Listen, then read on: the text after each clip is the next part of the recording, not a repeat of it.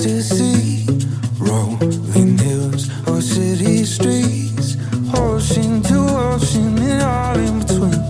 It's out there just waiting on you and me. Take it in, we got no plans. Good things come to those who can. Live moment to moment and all in between.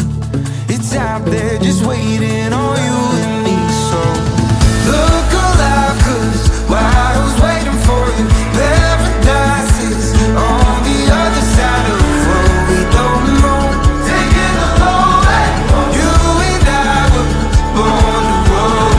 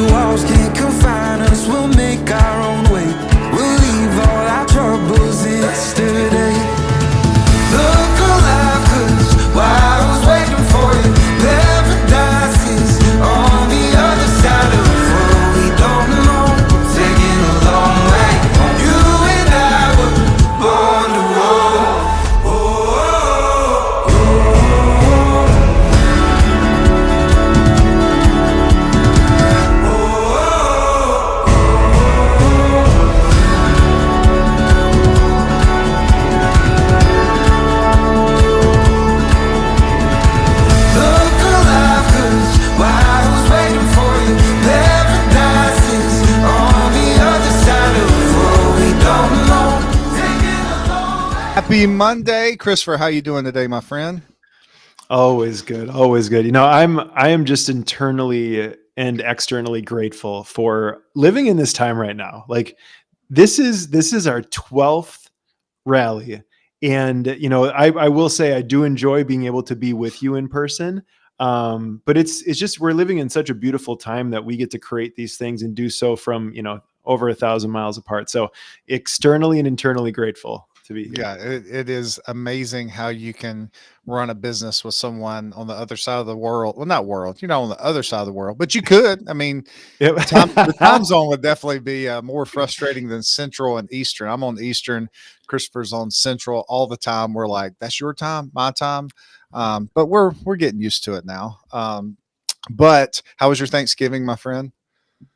So good. I made, it might be, and I can feel like every year I say this, two things. One of them, I made probably the best turkey I've ever made. Wet brined it, dry rubbed it, bacon blanketed it. Like it was a cardiac situation. But here's the part. Like I am always now, I'm like, I'm going to do 2 turkeys. Because here's the thing, like it warms my heart when people are like, I've never had turkey this way, that way, whatever. And then I end up with no leftovers, right? And I'm like, the next day, I'm like, oh man, there goes the bird, right? So how was yours? It was good. It was good. It's very relaxing. My dad did the traditional Thanksgiving and cooked lasagna. I was joking, but he really did do lasagna, and his lasagna is amazing. So we had like the whole day, and then we did my wife's family on that Saturday. And here's the thing. So they're all Clemson football fans. And my son and I are the only Gamecock fans. And so the game came on at 12. We ate at 11. Okay. Game came on at 12. And it was one of those games where it was going back and forth, but the Gamecocks pulled it out. And I like stood up and was like, yeah. And my wife's looking at me like, calm down. I was like, just rubbing it in their face. Like, yeah, I mean, it's one of those, like, I think it was like 16 seconds left. He throws an interception. We get the interception, game's over. So it was like one of those moves, which is a terrible way to lose a football game. But hey, let's jump in because we're talking about football. Probably losing a lot of our listeners right now. It's the football is the one that Taylor Swift likes. Yep. For those of you that don't follow sports. But today we're going to be talking about something that you have changed the game with. You've changed the game in our own personal company at Silver Salon. And first off, I want to talking about setting your prices where they need to be and commission structures. So first off, I'm going to interview you during this time. What are some of the like what got you into this? Like, is this something that you've been thinking about for a while? What's your backstory on Yeah. commission structure and revenue pricing? Tell us about Yep. it. Yeah. Okay. So I love the question.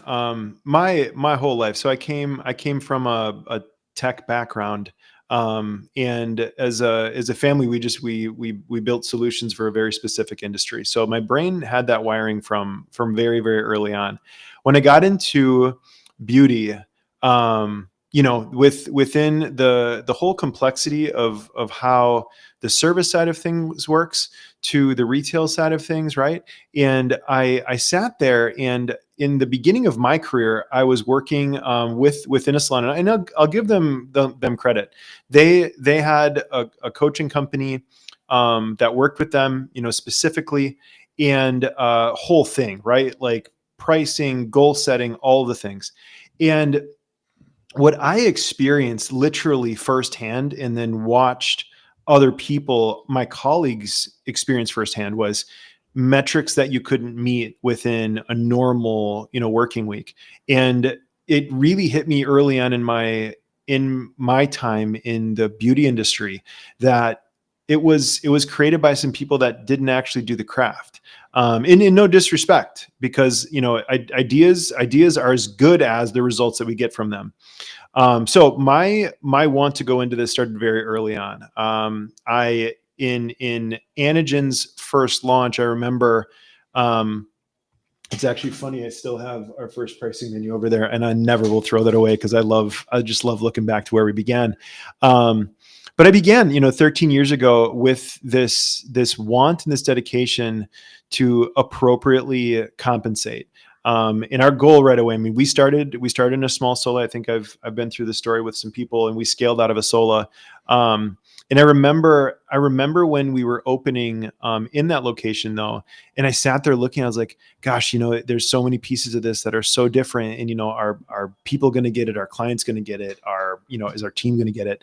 And it began there. And it's been something that I have been, refining. It's something that I've been refining, for the entirety of the time that I've got to serve Anagen, and all the way to its present model. And I have to give credit where credit's due. It is with guidance of years of review with CPA.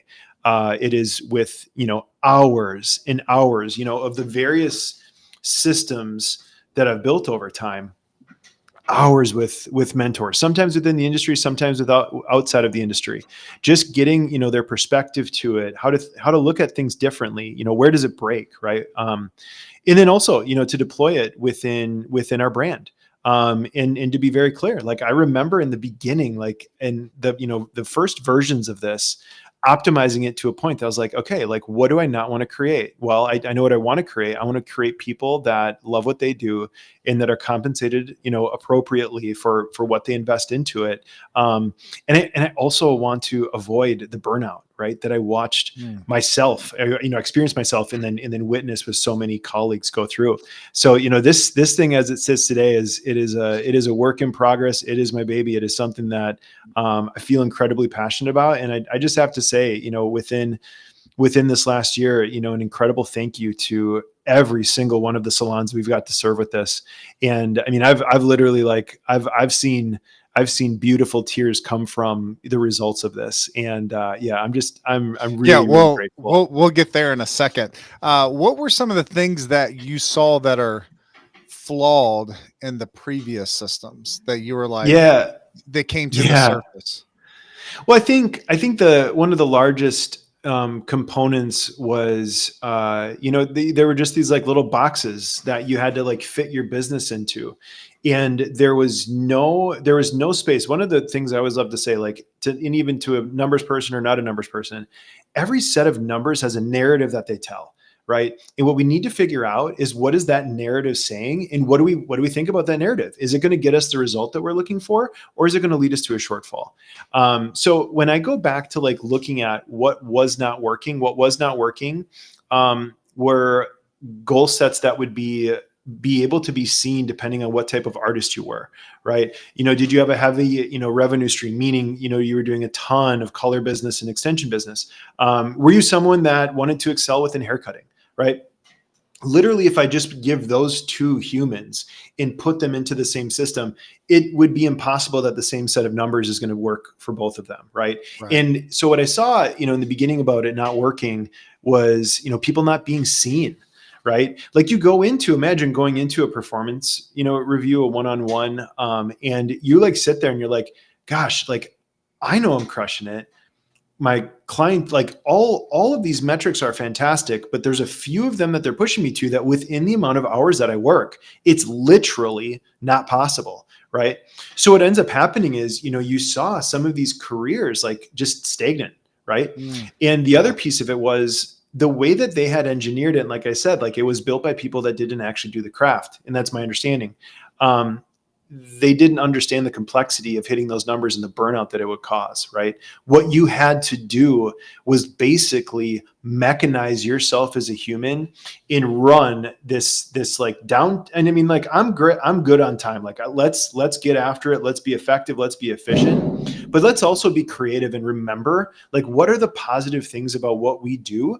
And what I found that a lot of the system was doing, a lot of these systems were doing was making you be a robot.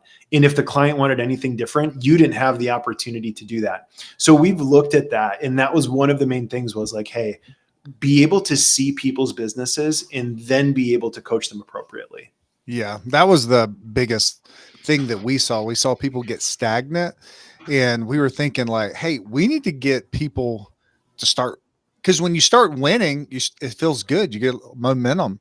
So that's something that we adjusted before you started working personally in our company, is to create these level systems where people can win, and it's more intentional to what they want to focus on.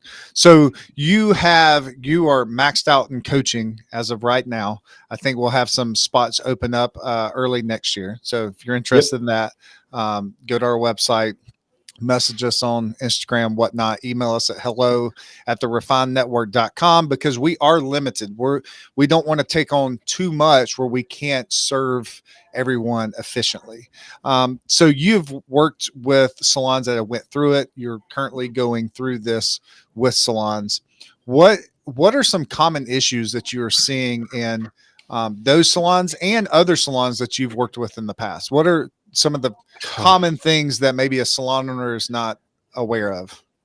Yeah, so the first one that comes into my mind, of any organization, for an organization to be able to have legacy and like longevity, we have to have a process that works for every single part of that career, right? So like what I'm saying there simply is like retention.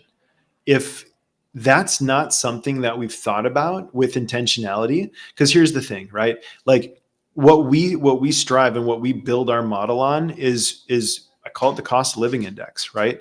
I study where is your brand and I figure out where are you placed within your market.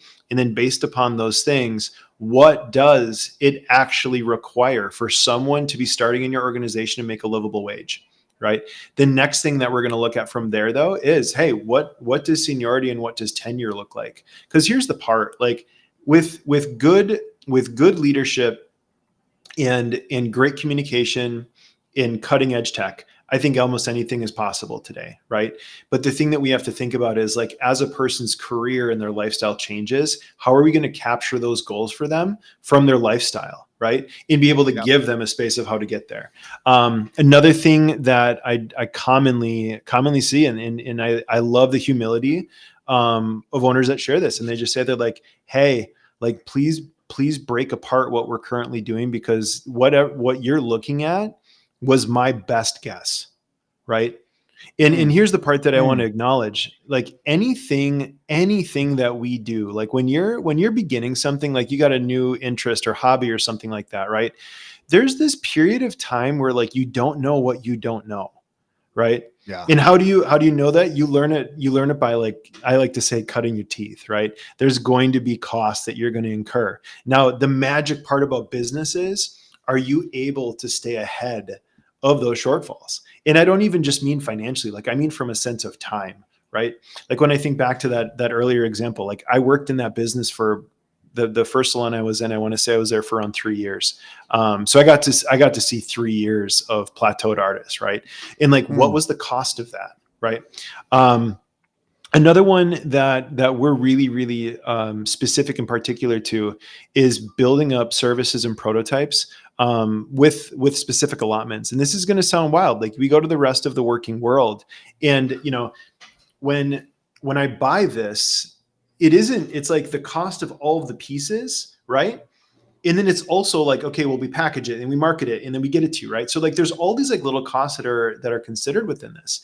And like this is the complexity of a water bottle, right? Like when we think about the creative work that we're doing, right? And hair's not a guaranteed art, right? Like I always tell our team, like, hey, like you can be the best at what you do, and still at the end of the day, it's going to be dependent on how well does your client has your client taken care of, whether it's hair or skin, right? And then also, what is their aptitude to be able to continue to do that? Because their part is actually crucial to our success. In the moment that we introduce that variable, now we have to look at it and say, wow, so this beautiful thing called hair color, that the majority of our luxury level salons, right? Like the salons that are putting an experience out there and that you're giving them like a signature look, right? In that like modern day hair color, right? Modern day hair color is way different. Like let's just even go like pre-COVID, right? You might have understood that, but services have changed. So how have you adapted to that?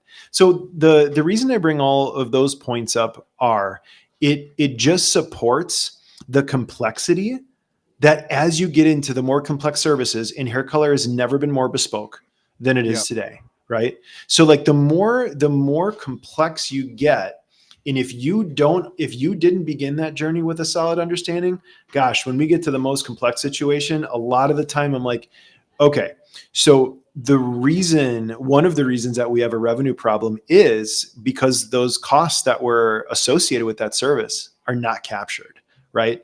So that's another big one. I would really say going back to that main point though, of like, people's humility and just saying like, hey, like I took my best educated guess and gosh, I listened to this, or I attended this leader, the leaders retreat, or, I listened to a podcast, or I had, one of our reps talk about this model that y'all have created. And already in my limited understanding, the reason that they're talking to me is because they're like, hey, you're gonna save me some cutting my teeth, and also likely and like the most important thing is like, don't let great people leave your team over pricing. Yeah. Right? Yeah. With that ceiling, you don't want to have that ceiling too low because people will jet out because they can see a bigger vision than what the salon owner has. So let's talk about, walk us through, you can take us a salon in your mind that you've worked with. If a salon owner right now came on and was like, hey, okay, what does all this entail? Like, what are you going to be looking at? What's the end game of why someone would want to go through the revenue pricing and pricing, the commission structure? Yeah. So what is built into at this point, it's 5 phases of work. And each one of the phases are very, very particular. And just like math as a numbers piece does, all of them build on each other. Right. So the first thing that I want to say to people is, this is not meant to be a quick fix. Now, can this, once executed, absolutely right really bad situations? Yes. And we've watched it happen.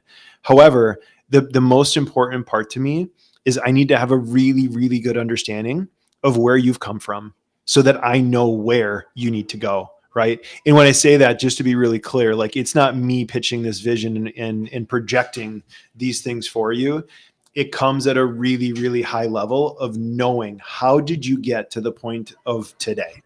Right? What have you done within your company? What are the things that you've done? What is your team used to? What are the things that are working for you? What are the things that are not working? What keeps you up at night? Right? So really, if I look, through the phases, the beginning of it is a really in-depth understanding of what you're currently doing. After that, we go through and I just go through and identify. I mean, it's getting to the point now that like I can hear a couple of words and I can usually have a good idea of where we need to go with it. But what do we specifically need to go in and spend some time refining? Some individuals are very calculated on the back end, meaning like they're very, very calculated on like, oh, this is how much, this service costs. What they might not be calculated about is how does that relate into commission, right? And then also how does that after the commission split, what does the salon have? So like when we go through that, I'm gaining an understanding at that point with knowing where you've come from, knowing what we need to do, and then we begin that work together. The majority of the time, today as we go through that process, so like at the point that I understand it, we talk about what we're going to do. I'm going through and creating a service menu that is meant for modern day hair color. And what I mean by that, and not just to say that there's more than hair color, but the reason that I'm going to focus there is it is without a doubt the most complex from a back bar standpoint, in the easiest place to bleed money in an organization is having not clear guidelines within how we approach the business of hair color. All right, Because say again, that again. Say that again. Hang on. Where are people bleeding in the so business? the part I just want to make part sure everyone. I just want to make sure everyone got that. Yeah, Because that was really good. Evan, none of like this is all just in the experience of it. So when I look to it, if we take one of the most complex things that we do within our businesses, and it is the business of hair color, right? When we don't have a high level of understanding of that, what that causes an organization, it's not just within those services though. Because here's the thing that I find quite often: the most complex service is only the storytelling of where we came from the most simplistic services, right? And if the simple services are not meeting the mark, these complex services can really be where an organization can bleed money and have no idea, right? So within that, it's something that we absolutely take into consideration. In the part within the system, and again, like it is deployed within our company and through the years. The one thing that I love to build within these systems are, I don't want to reinvent the wheel next time we're here. So my encouragement always is like at launch of it, I tell salons that, depending on their narrative, if they're an industry, if they're a legacy and an industry leader that's looked at within the local market, but they've had a bit of a decline, due to unknown, right? Like we don't know. Yeah. When we're able to rescue that business, it's a very different narrative of what we need to be looking at versus a company that's coming, up and like literally like startup level, right? Like, hey, this is our first structure, right? This is our first compensation, right? So knowing that we're going to have as different of those two scenarios are, I want to be able to go back in within a year to 2 years and say, okay, now it's time to optimize this. What are we doing differently with your back bar? What are we marking it up? What does that look like? How have we looked to, like, again, like hair color is going to continue to change. Like our business is only going to continue to change. So how does the system appropriately look at those changes? And again, the goal is to not reinvent the wheel, right? Right now I'm finding with our 5-phase rollout, can it be done faster? Just like the Artist Academy, we give you a timeline that'll be done in 6 months. Can you run at it faster than that? It all depends on what we're starting with. But what I do find right now, like, and I want to say this really clearly, like this is an investment and you're going to have the tools to be able to use them and have a high level of understanding. It's not just me being like, oh, like think back to middle school, high school, right? Like, I just need the homework done. I'm like, nope, I'm going to give you the homework, but I'm also going to make sure that you understand the assignment, right? That's the difference. And that's the goal. So that when we're going through, and I'll steer you, whether it be 6 months, year, 2 years out, when we go back through, because here's another thing, your business, as business changes, so should your business model, right? And that's one of the things that we find within companies, like especially legacy ones, are like, oh, we've been doing this same old thing for 10 years. I'm like, interesting, right? Yeah. So in that area of it, that's like saying, hey, I've got this car. It's got the original tires on it for 10 years. You're like, That's not a good thing. No, it's incredibly unsafe, incredibly unsafe. And like, not only like, yes, to you, but also to others. Yeah. And it, that's a beautiful analogy to this, like salon, leaders, managers, owners. It's okay. Like this is a complicated piece of it. And it brings me a lot of joy equipping. Now, do you need to understand the back end of some of the most complex formulas that build this thing? Absolutely not. And that's not what I go over with you. The main thing that I want to be doing is so that you've made a conscious decision, so that when you're questioned on the way that you have your company set up, you actually have the aptitude, right, to be able to answer that question. Because it's one Well, that's important. yeah, I wanted to share something. Remember that time that you showed me the spreadsheet and you're like, this is what I did, blah, blah. And I was like, the whole time I'm waiting for him like to finish. Cause I don't even remember what you said because I was just thinking this. I said, you show the salon owner this?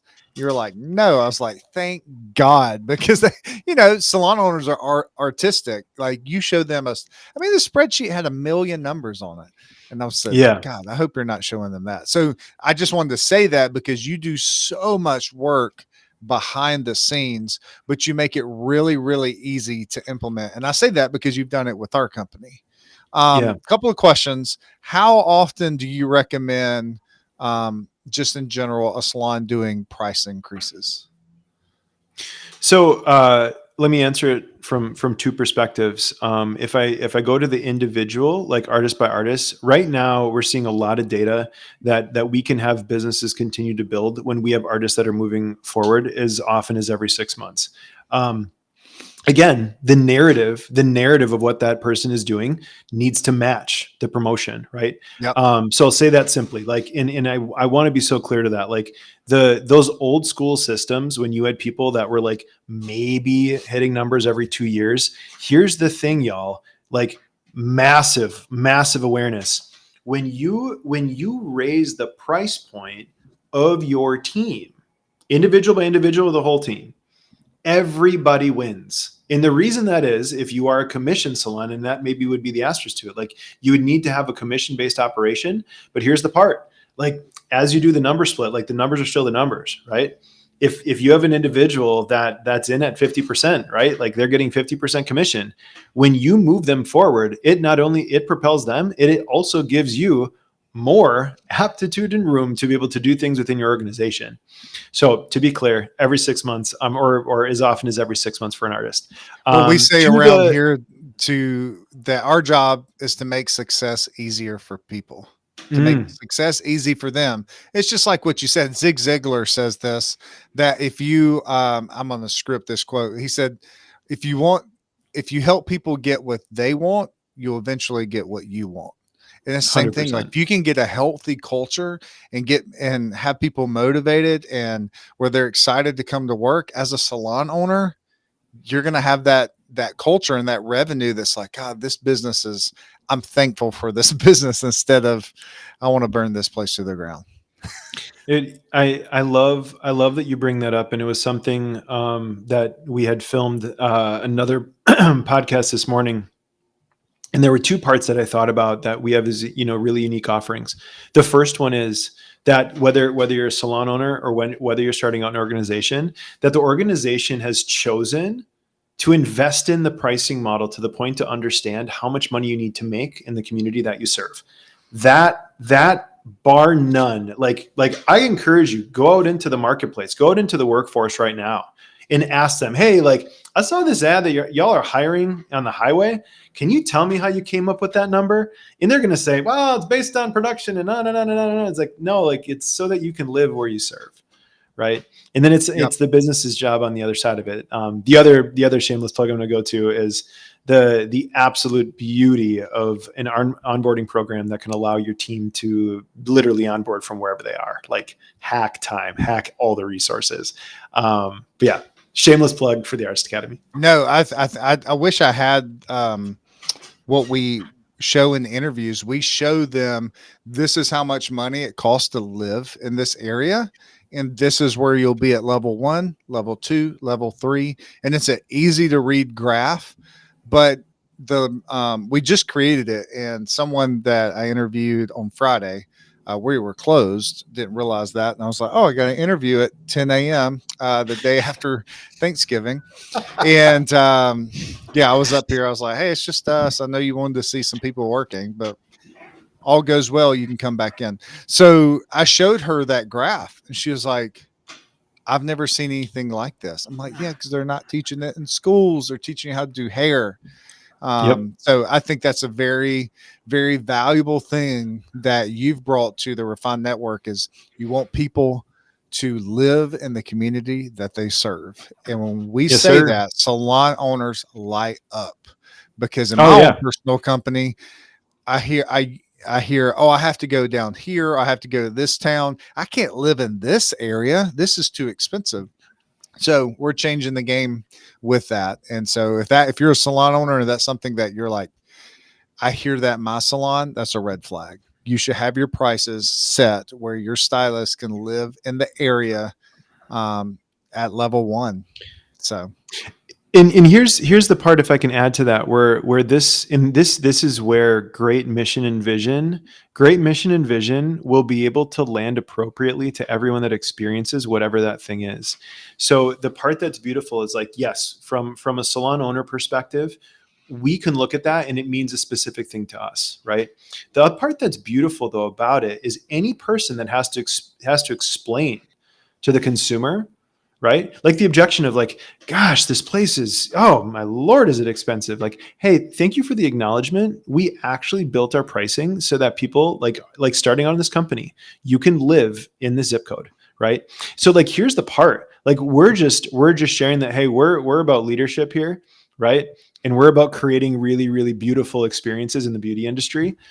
That's one of the things I want to say. Thank you for, supporting our salon company, right? To that objection. And yeah, here's the thing, like, your newest, like when someone is going through explaining they got a promotion and the many things that that artists and stylists hear from their clients about their situations financially, you can literally just say, hey, you know what, thank you for sharing your perspective. We're really clear on what's important to us, and if you happen to have a disagreement or a point that will go against why you think that it's a bad thing for people to live in the community that they serve, I'd love to hear the idea validated. Right? yeah, Like it's literally like a mic drop situation. yep, yeah. It's so powerful, and you're going to attract professionals because you have professionals come into a salon. You say something like that, they're going to be like, wow, this place is ran well. And Yep. when people are making good money, they're happy people, like 100%. so 100%. happy people make money. I say that all the time. All right, so let's dive into some of the salons that you've been working with. Yep. Tell me share some stories with us. I would love to some aha moments that when you're working with salons that came up to the surface. Tell us what's been going on as you're diving into these salons. Yeah. So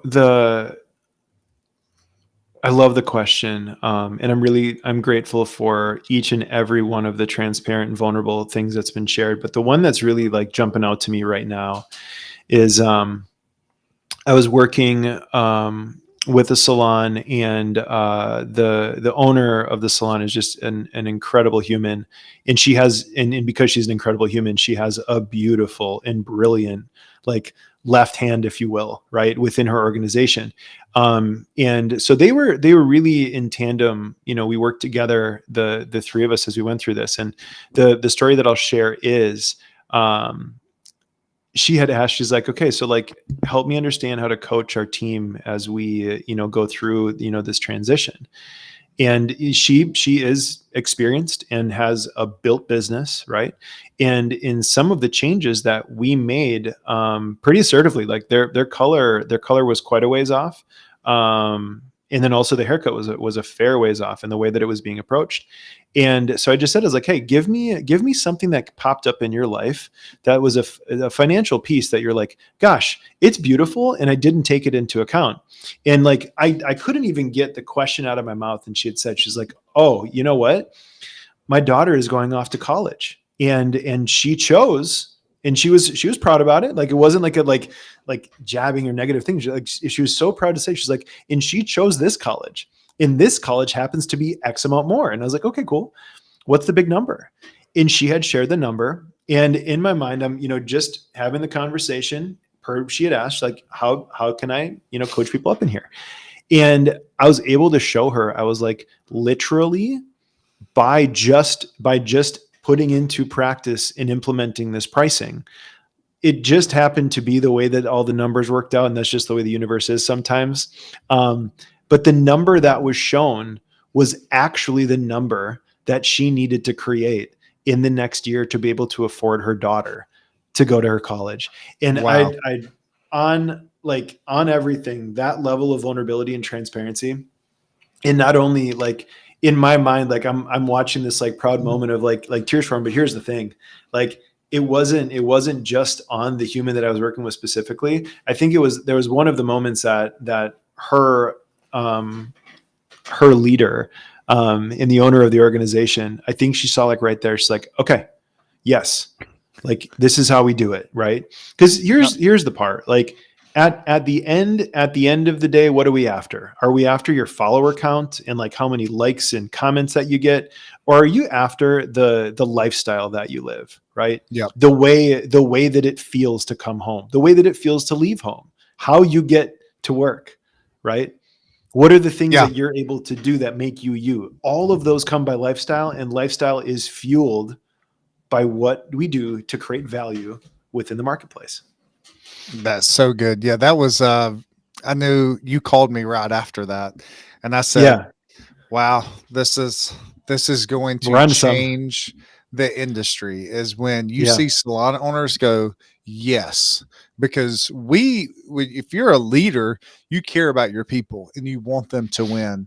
And any Yep. type of resource or tool that we could bring or anybody else could bring to the table to make the team win, like as a leader, you're like, yes, give me more of that. So kudos to you. I mean, what you've done with the numbers and diving into it. Let me just clarify a couple of things. I'll ask these like I don't know the answer, which kind of seems stupid. Do you work in groups or are you working with these people individually? Yeah. So, it would be a great world, and maybe as we scale, there could be a space that we move into groups. But currently, I don't see that it would provide the most amount of value to all involved. And the main reason is, I will tell y'all, it is the Wild West because there is no true manual. I mean, you can search till the end of days. There are different methods and ideas that come into pricing, but there's not one that is looked at as either industry standard or something that's been benchmarked. So the reason that I bring that up, and the reason that one-on-one is what we're doing, is one, we want to equip. Secondly, in a one-on-one scenario, I need to have a deep level of understanding. And to tell y'all, I mean, we have every piece of tech that we meet remote. This is something that you can literally do from wherever. I have no care. I mean, I've been on my morning workout sessions with people, right? Like I'm down to meet wherever you need to. But the part that I need though is we're using all of the tech and tools because of that one-on-one experience. I'm notating everything. AI is creating every detailed summary because here's the thing, it's really important not to miss things. And it's really important to have great notes. And it's really important to have great communication. Because again, the goal at the end of the day is not that I hand you this like packaged up thing that you're like, oh yay. Like I want it to be that nice thing. And I also want you to know how to use it. Right. And that's going to be one of the other reasons for the need of one-on-one is all of our levels of competence are so different. Right. So like we Mhm. need to be able to spend the time. If someone needs help on a 101 level thing and then they soar, beautiful. If someone gets caught up on something that I call like, 108 level, like that's going to be like, oh, we got to break that one down, go back to 107, 6, 5, 4, 3, 2, 1, and then build that thing all the way back up. Yeah. And that process is just very, very bespoke. So like in that area of it, as I said earlier, like right now, I will say that our 5-phase rollout of this, I'd say plan on somewhere in the space of 5 to 6 months. Just realistically, can it be done faster? Sure. But it really, really is unique to what your business is and what you're going through. Yeah. Well, um, I was just thinking about this. Like, if you're watching this, live, it's still 2024. And if you want to build and win in 2025, like this is the way to do it. Like and let me ask this, because there's a couple of fears that I've heard, like the one of how's my team going to respond to this? It blows my Mm, mind, but we've had it in our company as well, where people they have a fear of going yeah. up on their pricing. Yeah. Have you had to navigate that through your own company or through a salon that you're coaching? Uh, Tell us a little bit about that. Yeah. Yeah, 100%. So the reality of it is, it's going to be something that hits everybody at a different time in their career. And the why behind it is it's as diverse as the amount of personalities that are out there, right? The main thing I think that we have to remember is that this is a business, right?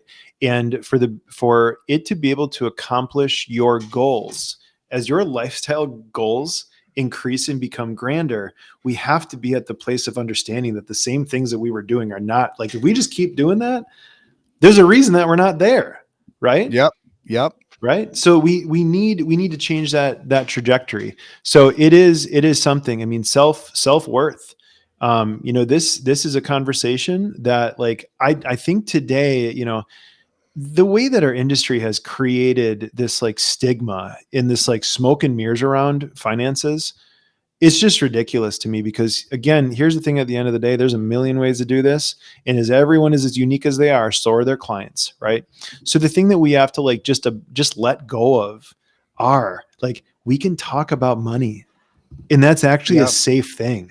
Like, people that can talk about complex things and complicated things in a calm and safe way, that equals security, right? So Yep. so being able to have those conversations and supporting that within the company, and it's also okay. Like, here's the other thing: no one is meant to be a master at any of this stuff. It's all things that we get better at over time, and Yep. we either get there by, again, cutting our own teeth, our own pitfalls, our own mistakes as we get there, or we go into, like, I love the game Shoots and Ladders, right?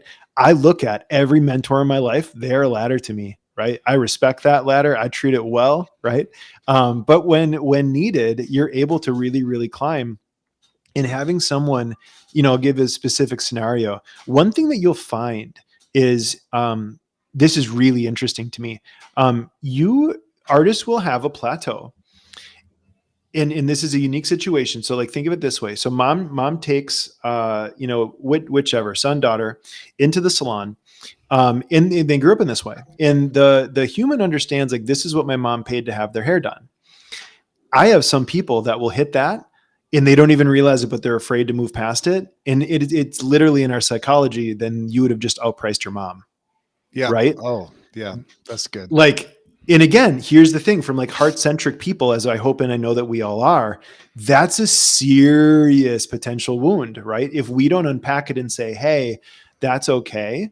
And the moment that we do that and we're able to let go of that, and, like, sometimes they don't even know it, right? Or it might be, another one that I heard was a spouse made a negative comment about how much it costs to get their hair done, right? So, like, if it was, parental figure, had a really negative experience and reaction to how much whatever it was charged to that young person, you just created an imaginary threshold, right? Yeah. And that's where these glass ceilings exist, and it's in our internal wiring. And to be able to get through that, it does take work. And I also believe that great leaders can help people through that. Yeah. I get my hair cut here at the salon. I bounce around and everybody knows it's a running joke. But like once they hit level 3, that's out of my price range. So I'm like, hey, congrats. I'm sad, but like you got promoted, and Yep. maybe that motivates them, Chris. Maybe it motivates them to get to level 3 so they don't have to do my hair. So hey, if it's working. So, I do the same thing in our organization, but I'm with them just through their onboarding. But I wonder if they're like, gosh, I'm just going to get this guy out of my chair. yeah. No. So there's one of the stylists that does my hair now. She's about to get promoted, and I've got my eyes set on another one. She brought her husband in to do his hair, and I was like, dang, that looks good. So yeah, I can't do like a hard pivot, but yeah, I get my hair cut every 2 weeks, so I gotta stay on budget. So a couple of things I wanted to mention. I love that, like, if you're listening to this, Christopher helps implement this with your team. It's not like what he said, hey, here's the book, boom, implement it, go. Like there was a couple of times that we were talking about a salon, and you're like, hey, I'm going to connect with the stylist. You're following up with the salon owner to make sure, because this has got to roll out smoothly. I love that. Another thing that we've done in our company, and this is all my wife, is she breaks down, we're a commission-based salon, but she'll break down how many hours they worked, how much money they Yep. did, and give them their Yep. hourly wage. And so I Yep. found out that one of our stylists, her husband's hourly. So they would get home and she would say, Ooh. look how much money he was like, what, cutting hair? So like, that's a really great tool to use in your company. Another great thing about that is you can take the average, and Aaron told me the average a few weeks ago. And I was like, dang, that's pretty good. Like, that's really good.